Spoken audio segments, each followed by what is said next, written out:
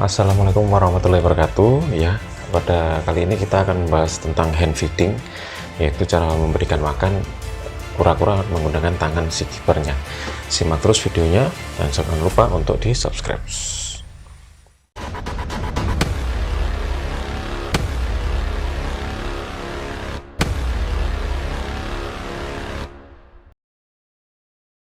Baik teman-teman, ini cara bagaimana hand feeding dari saya.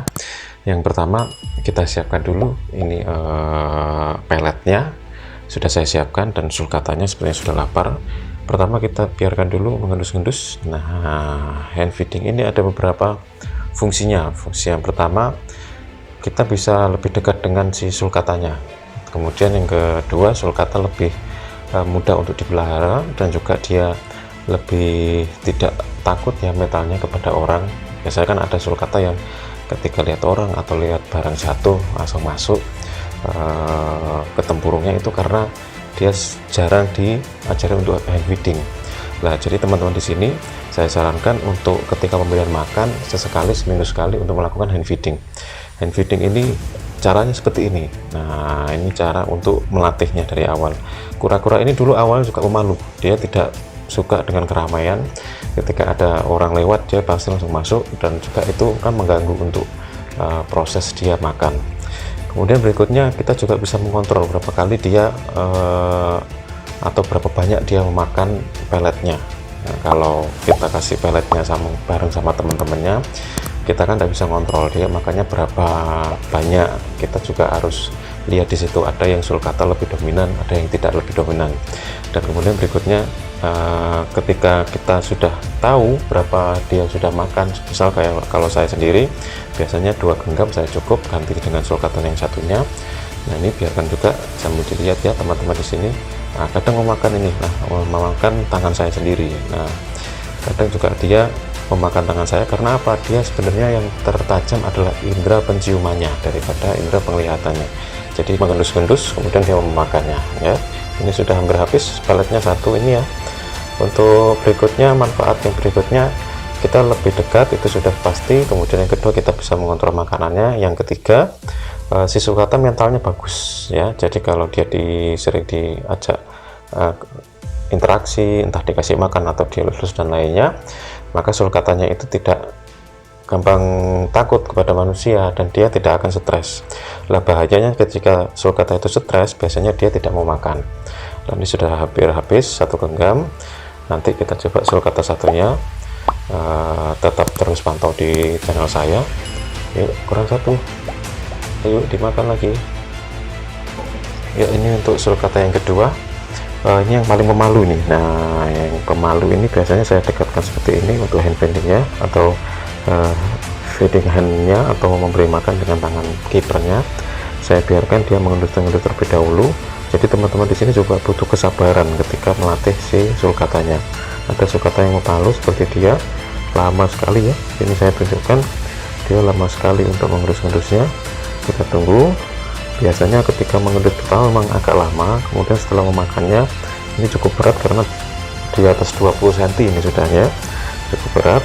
Jadi teman-teman di sini bisa pakai pelet atau makanan kesukaannya, bisa sayur dan lainnya. Ini apakah mau makan dia? Yuk, kita tunggu saja. Nah, akhirnya dia makan. Nah, itu ya. Memang kadang ada beberapa sulcata yang lebih pemalu ketika di hand feeding dari pihak kipernya. Tapi kalau saya sendiri, saya sarankan teman-teman lebih baik hand feeding, karena itu tadi, kenapa pertumbuhan sulcata terkadang ada yang lebih besar daripada yang lainnya, karena ketika kita kasih pelet itu dia kalah dengan teman sebelahnya atau teman lainnya. Jadi ada beberapa sulcata yang kita bilang egois ya, atau dia memakan lebih dulu, mau jatuh, dia memakan dulu, kemudian temannya kebagian sedikit. Lah, kalau hand feeding ini kan kita bisa mengontrol berapa genggam dia makan. Misal saya kasih 2 genggam setiap sulcata setiap malam, dan saya sarankan ketika memberikan adalah ketika malam hari. Jadi ketika pagi dia sudah siap untuk pup dan mengeluarkan kotorannya, baik itu pupnya atau uretasnya. Nah, ini ada yang cukup pemalu.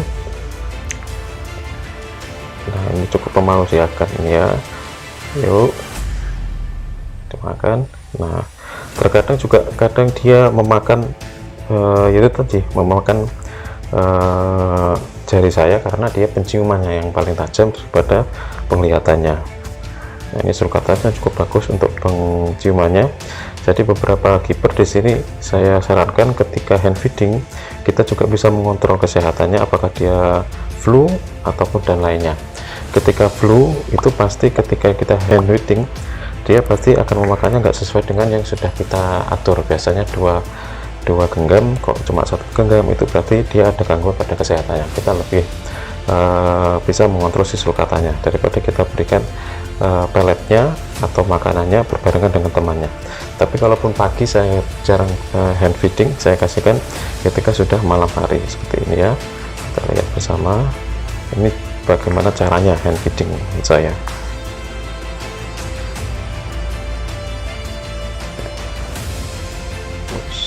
Kan dia cukup memalu, nggak kayak yang tadi.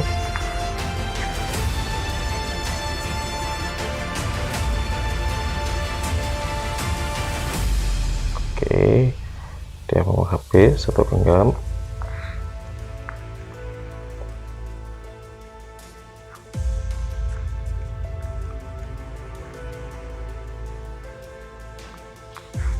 Jadi untuk teman-teman cukup sabar ya untuk hand feedingnya, jangan terlalu memaksakan, ditunggu saja. Kalau ini saya hand feedingnya, nah itu dia pemalu, seperti takutnya kalau sulcata mentalnya pemalu, dia ketika mau makan jadi tidak jadi makan, mau makan tidak jadi makan. Akhirnya apa sih, sulcatanya pertumbuhannya juga lambat. Yang jadi teman-teman di sini kalau bisa hand feeding itu penting, diajari 1 minggu sekali. Jadi ketika si tortoise-nya atau sulcatanya melihat kita, dia sudah tahu akan dikasih makan oleh pihak kipernya, seperti itu ya. Sekian dari saya. Jika nanti ada kurang atau lebihnya silahkan tulis di kolom komentar, sehingga nanti saya bisa untuk nge-review apa kekurangan dari pembahasan saya pada hari ini.